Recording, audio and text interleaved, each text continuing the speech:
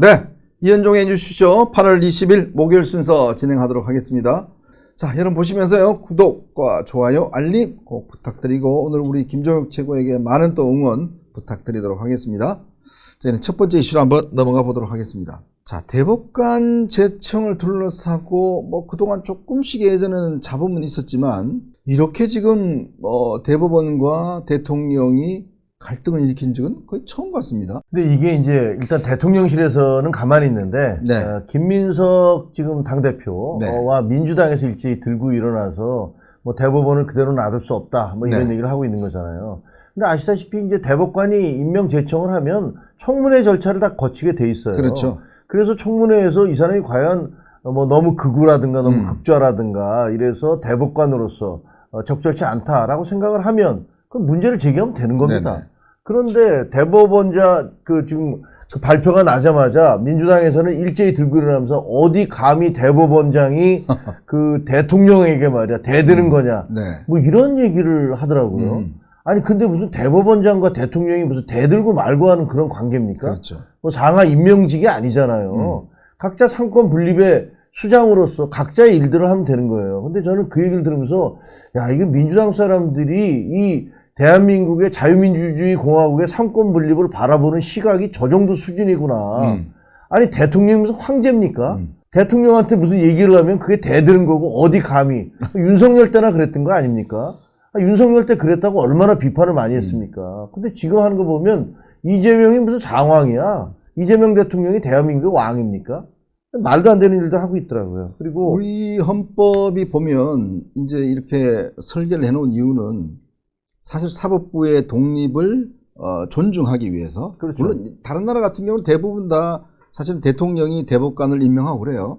근데 이제 우리 헌법이 이렇게 만들어 놓은 것은 당시에 이제 유신헌법 때부터 쭉 이어져 왔던 것인데 나름대로 사법부의 어떤 존중을 위해서 대법원장이 대법관을 그러니까 제청하는 제도를 만들고 그 다음에 국회는 이 국회는 이제 청문회를 거쳐서 어떤 이제 인준을 하는 절차를 만들었고 그 다음에 대통령은 임명하는 그러니까 3권이 각각 대법관에 대해서 다 개입할 수 있는 걸 만들어 놨잖아요. 그렇죠. 그러니까 견제와 균형을 만들어 놓은 그렇죠. 거죠. 그렇게 뭐 순서대로 하면 될 텐데. 그렇죠. 근데 너 왜 나한테 와서 미리 보고 안 했어? 뭐 이런 거 아닙니까 지금? 아니 그럼 대법원장이 예를 들면 뭐 서로 상의해서 가는 게 제일 좋다고 뭐 협의 민주주의가 좋은 거니까 그럴 수 있다고 하지만 대법원에서 얘기하기를 아니 대통령이 계속 그 만날 기회도 주지 않고 그러니까 네. 어쩔 수 없이 우리는 그 제청할 수밖에 없었다. 그러면서 한편으로는 왜 빨리 제청 안 하느냐고 공격을 계속 해대니 그래서 제청했다는 거 아닙니까?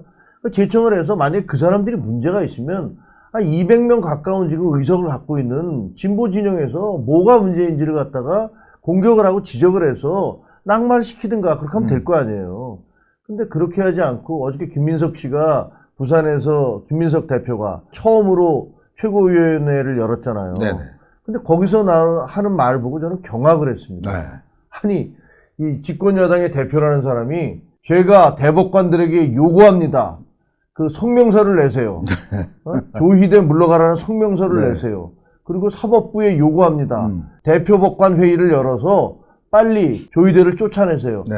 아니 누가 도대체 김민석 민주당 대표한테 그 대법관들한테 그렇게 요구할 수 있는 권한을 줬습니까? 아니 조희대 씨라고 그러더라고요. 그러니까 조희대 씨라고 네. 얘기를 하더라고요. 그러니까 그걸 보면서 아니 이 사람이 지금 거의 당대표를 전대협 의장으로 생각하고 있나? 네. 뭐 이런 생각이 들더라고요. 근데 저게 뭐냐면 그러니까 그 김민석 씨가 굉장히 김민석 대표가 굉장히 취약한 조건에서 당대표가 됐잖아요. 그렇죠. 사실상 3대1로 싸웠는데 송영길, 김민석 더불어서 플러스 이재명까지 3대1로 싸웠는데 45%나 되는 득표를 정청래 후보가 했잖아요. 가져갔죠. 그리고 사실 여론조사에서는 이겼고 이런 것들을 보면서 불안한 거예요. 두려움이 생기니까 첫 번째 그 회의에서 왜 그런 거 있잖아요. 그 내부에 갈등이 생기면 그것을 외부로 돌려라. 네네. 이런 얘기 하잖아요. 그래서 독재자들이 되게 보면 전쟁 같은 거 막 하잖아요. 트럼프 비슷하잖아요. 지금 하는 짓이. 그것과 비슷하게 김민석 대표 같은 경우는 본인이 이제 그런 취약한 집권을 그 권력을 잡게 됐다는 그것 때문에 외부의 적을 만들어내기 위해서 그래서 지금 대법원을 공격하기 시작한 거 아니냐. 네. 그렇게 보여져요. 더 강경한 척 그렇죠. 라도 해야 이제 잠재울 수 있으니까요. 맞아요. 자, 그런데 저는 뭐 이 우리나라의 양대 사법기관이 이제 헌법재판소와 그 다음에 대법원이 있습니다. 그렇죠. 물론 공정해야겠죠. 그렇죠. 근데 공정하게 보이는 것도 저는 중요하다고 생각이 들어요. 맞습니다. 국민들이 보였을 때는 공정한 것도 중요하지만 그 외형적으로 공정하게 보이는 게 중요한데, 자, 이번 사태의 가장 핵심적인 원인은 저희 기자들이 이제 취재한 바로는 지난번 노태학 그 대법관이 이제 지난 3월 달에 퇴임을 하면서 당시에 이제 4명의 후보가 추천이 됐습니다. 근데 그 중에서 김민기 수원고법 부장판사가 있었어요. 근데 조희대 대법원장, 그러니까 아마 김민기 이분을 지금 이제 청와대에서는 강력히 욕을 했던 모양입니다. 우리법연구회 멤버이기도 하고. 자, 그러다 보니 욕을 했는데 조희대 대법원장이 보니까 이분의 남편이 이재명 대통령 추천으로 해서 헌법재판관이 된 분이에요. 오영준 헌법재판관이 됐어요. 근데 아무리 그렇지만 우리나라에서 아니 남편은 헌법재판관이고 부인은 대법관이다. 더군다나 지난 2월 달에 무슨 법이 통과됐냐면 재판소원법이 통과됐지 않습니까? 그렇죠. 결국은 대법원의 결정에 대해 그 판단에 대해서 헌법재판소가 다시 한번 더 볼 수 있는 거를 갖다가 만들어 놨잖아요. 맞습니다. 그러면 예를 들어서 이 부인의 대법관이 뭐 논의를 해갖고 뭐 이제 했는데 남편 이제 헌법재판소 가요? 그러면 당신 말이야 이거 잘못했던데 내가 이거 저기 뭐야 기각 판결 내릴 거야. 뭔 소리야 지금? 이렇게 부부싸움도 할 수 있는 거 아니에요? 부부싸움을 하면 다행인데 네. 당신 말이야 우리가 올렸으니까 알아서 해. 이렇게 이게 기각해줘. 네. 뭐 이렇게 얘기할 수도 있는 거잖아요. 그러니까 집이 보면 집에 대법관도 있고 헌법재판소도 있는 거예요. 집에는 대법관, 헌법재판관이 다 있어. 네. 근데 서로가 어떤 사건으로 서로 얽혀 있어. 그럼 이거 우리가 흔히 말하는 변호사들 어떤 로펌이 쌍방 대리하는 거 있잖아요. 그렇죠. 가해자와 피해자를 모두 다 변론한다. 그거하고 뭐가 달라요? 네. 이게 상권 분립의 기본 원칙에서 아니 만약에 우리가 부통령자가 있다면 대통령은 본인이 하고 부통령은 자기 부인시키고 이게 말이 되겠습니까? 뭐 그런 분도 있어요. 후원 회장을 자기 부인하는 분도 있어요. 그렇죠. 말이 안 되는 이런 일들 때문에 사실은 아니 삼권 분립의 원칙을 그리고 어떻게 보면 이제 제척사유에 해당할 수 있는 그런 인사를 이렇게 밀어붙이고 있는 거잖아요. 그런 거 보면은 이재명 대통령은 하여간 자기 인사에 관련해서는 자기를 도와주거나 자기에게 도움이 되는 사람들은 무조건 밀어붙이는구나. 아까 왜 그러냐면 이 김민기 부장판사가요. 수원 고법에 있을 때 김만배 씨가 당시 성남시 의회에 로비를 해서 조례를 바꾸고 한 혐의로 당시 재판을 받았는데 1심에서는 징역 2년인가 나왔어요. 그렇죠. 근데 2심에서 바로 이 재판부입니다. 그러니까 김민기 부장판사가 소속된 대등재판부에서 무죄가 나왔어요. 네. 그리고 참 공교로운 게요. 이 사건이 대법원으로 갑니다. 근데 이 대법원에 누가 이 주심이냐? 당시에 노태학. 이 전 이제 대법관이 주심인데서 그러니까. 거기서 확정이 됐어요. 자, 그러다 보니 이재명 대통령이 이 김민기 부장판사에게 이 뭔가 좀 뭐 부채감이 있는 거 아닌가? 그러니까요. 라는 어떤 의심스러운 시각들이 있을 수 있는 거잖아요. 네, 노태학이 물러난 다음에 그 자리를 김민기를 주겠다. 네네. 근데 그 사람은 2심에서 이재명 당시 대표에게 유리한 판결을 내린 사람이다. 뭐 대장동의 핵심인 김만배 씨죠. 그렇습니다. 그렇죠? 그러면 도대체 누가 보든 간에 이건 뭔가 좀 이상한 거 아니야? 라는 생각을 하게 되잖아요. 그러니까 어떻게 보면 정치적으로도 그렇고 그 공적 파트에서는 이게 본인들이 그런 의심받을 행동은 최대한 자제해야 되는 게 맞지 그렇죠. 않습니까? 근데 지금 이런 것들을 보면, 근데 뭐 솔직히 말하면 의심받을 행동이 아니라 대놓고 하고 있잖아요. 이재명 대통령의 대장동 변호사들이 줄줄이 다 국회의원 배지 달지 지금 않았습니까? 5명이 배지를 달았죠? 네, 줄줄이 배지 달아서 법사위 다 들어가고. 네, 박균택, 이건태. 맞습니다. 그리고 뭐 김동완. 그분들이 이제 법무부 장관까지 이게 이름에 오르내리고 있는 거 아니에요. 네. 그럼 이런 걸 보면 도대체 이게 무슨 다시 중세시대로 돌아가나. 지금 저 법제처장, 그 다음에 금감원장, 다 또 연손 18기 동기들이잖아요. 그렇습니다. 그리고 선관위의 상임 선관위원, 위철한 씨인가요? 네, 위철은 지금 대행이죠, 사실은 위원장. 그 대행인데, 이분 또 이재명 대통령하고 워낙 가까운 사람이라고 다 알려져 있는 사실 아닙니까? 그러니까, 과거에 이제 윤석열 대통령이 자기 대학교 동기를 선관위 총장을 시켰잖아요. 네네. 무슨 빈이죠. 네, 그게. 네. 예, 근데 그것도 말이 안 되는, 그 상당히 비판을 받았는데, 맞아요. 보면 이제 이재명 대통령도 보면 다 자기 주변에 사람들로 그 국가의 중요한 요직, 그리고 사법부, 뭐 행정부를 다 채우고 있는 거 아니냐는 비판을 받아도 마땅하다라는 생각이 듭니다. 아니, 그러니까 저는 조희대 대법원장이 아마 그런 판단을 했을 거예요. 물론 김민기 부장판사의 어떤 능력이나 뭐 커리어 뭐 이런 면에서는 뭐 충분히 대법관을 해도 되지만, 그러나 최소한 법원 입장에서 보면 그래도 이게 공정하게 보여야 국민에 보여야 되는데, 아니 본인 입장에서 이런 사람을 제청할 경우에 아니 이건 좀 너무 심한 거 아닌가 이런 비난을 받으니까 이제 저걸 했는데, 어제요 노경필 법원행정처장이 이런 이야기를 했어요. 자, 그래서 이제 원래 4명을 추천하게 되면 이 4명 전체가 다 이제 안 되면 다시 대법관 추천위원회에서 다시 할 수 있는데, 문제는 거기에 한 분이 또 내란재판부 부장판사로 가버렸어요. 자, 그러니까 이제 그래서 이 당시에 이제 이 법원 행정처에서 혹시 좀 사퇴를 하면 어떠냐. 김민기 씨한테. 예, 뭐 김민기 씨라고는 이야기는 안 했습니다만은, 그러니까 아마 그런 것 같아요. 그러면 다시 이제 추천을 받아서 추천위원회 해서 다시 하는 게 어떠냐라고까지 이제 이야기를 했던 모양이에요. 근데 이제 특히 그때 당시에 이제 조희대 대법원장이 본인이 추천하려고 했던 분은 또 선관위 위원으로 갔어요. 그러니까 이번에 선관위 사태 생겼잖아요. 그러니까 또 이제 부적절하고 다 이제 지우고 바로 이제 추천한 게 이제 어제 그 추천한 분이었단 말이죠.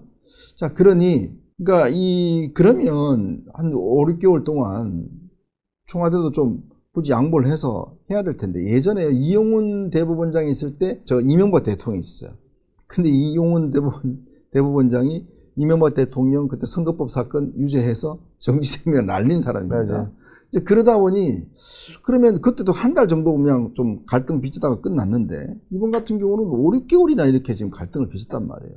그러면 청와대가 해야 되는데, 지금 어제 노경필 행정처장 이야기로는 아니 면담을 신청했는데도 면담 날짜도 잡아주지 않고 어쩔 수 없이 민정수석한테 협의해서 했는데, 이걸 가지고 지금 뭐라 그러면 이게 뭔가라는 이야기를 한 것 같아요.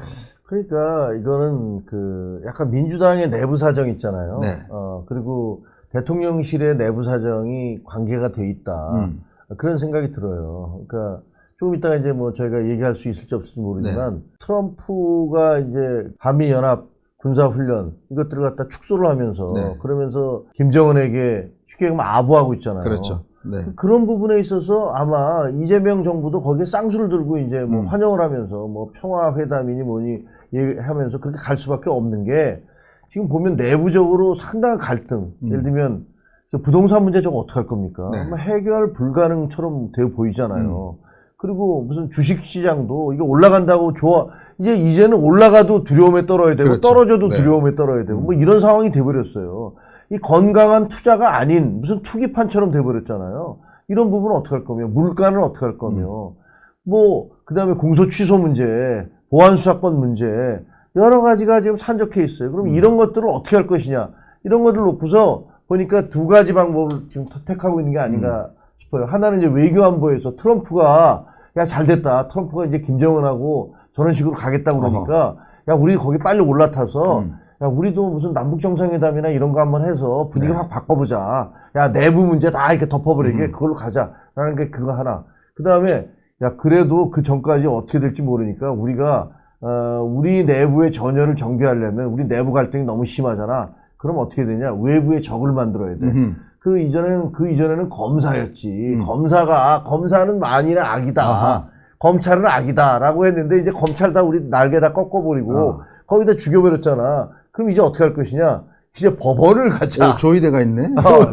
법원을 가자. 네. 이렇게 가고 있는 것 같아요. 그래서 뭐 이렇게 가면 뭐 이런 일 하다가 진짜 민생은 다 어디 공중으로 날아가고 휘발해버리고 글쎄요. 시간 보내겠죠, 뭐. 그러니까 김민석 대표가 취임 일성이 유능한 민생 정당을 만들겠다라는 것인데, 첫 일성이 조희대를 그러니까요. 언급했잖아요. 거기다가 대법원장은 네. 뭐 조희대 씨 그러면서 대법관들한테 요구한다. 무슨 사법부에 요구한다. 성명서 내라. 무슨 회의 열어라. 말이 안 되는 일을 하고 계신 거예요. 저는 이게 좀 너무 늪에 빠지는 게 아닌가라는 생각이 드는데, 만약에 지금 탄핵을 하자고 그러잖아요, 강경파들은. 근데 저 탄핵하면 민주당이 지금보다 지지율이 훨씬 더 떨어질 겁니다. 저게 어떻게 탄핵 사유가 네. 될 수가 있습니까? 안 되잖아요. 일단 안 네. 되는 거를 억지로 예를 들어서 직무정지를 위해서 어차피 내년 6월이면 조희대 대법원장 맞아요. 네. 퇴임하잖아요. 네. 근데 그걸 못 참아서 지금 탄핵을 해서 업무정지를 시킨다? 만약 지금 강경파들 요구대로 끌려가면 저는 국정 지지율이 급등할 것 같은데요. 그럴 거, 너무나 뻔한 거 아닙니까? 네. 관행을 어겼기 때문에 탄핵을 한다. 그 이전에는 서로 대통령과 상의를 하고 나서 올렸는데 상의 안 하고 올렸다. 이런 주장이잖아요. 근데 네. 거기에 대해서 우리 법원행정처가 아니 도대체 우리가 시간 좀 잡아달라고 그렇게 얘기를 했는데도 안 잡아주는 건 어떡하란 말이냐. 네. 그래서 정무수석하고 얘기했다라는 그 반박이 바로 나왔잖아요. 근데 이런 사정이 명백한데도 이걸 놓고 탄핵을 하겠다고 얘기하는 게, 아니, 그런 식의 그 관행을 깨는 것들이 만약에 탄핵의 사유라면, 민주당은 그동안에 그 국회의장을 맡은 쪽에서는 법사위원장은 반대당에서 맡는다라는 그렇죠. 수십 년 된 관행을 다 깨고 있잖아요. 자기들이 법사위원장 계속 가져가고 있지 않습니까? 그럼 그거는 어떻게 얘기할 겁니까? 그 관행을 깼으면 그 민주당의 그 당대표들은 전부 다 속된 말로 어떻게 처벌받아야 됩니까?